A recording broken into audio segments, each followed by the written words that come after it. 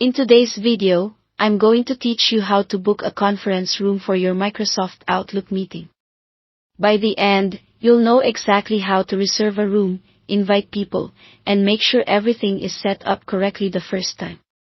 Start by opening Microsoft Outlook and switching to the calendar view. You can click the calendar icon at the bottom of the window on some devices.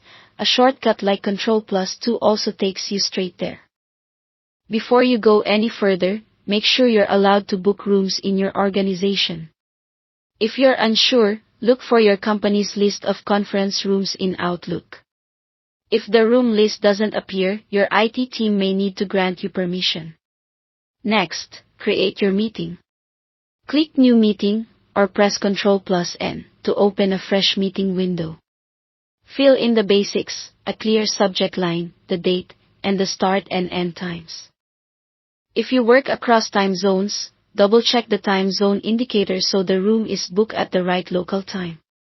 A descriptive subject, like Q3 Planning Marketing, makes it easy for attendees to recognize and prioritize. If you're inviting others, add them in the To field. You can type email addresses directly or use the address book to search for people. You can also mark some attendees as optional if their presence isn't mandatory.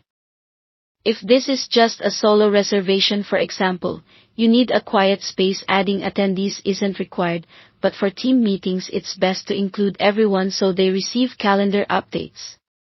Now select your room. Click the room's locations or the rooms button next to the location field to open Room Finder. Browse by capacity, building, or features, such as a projector, whiteboard, or video conferencing.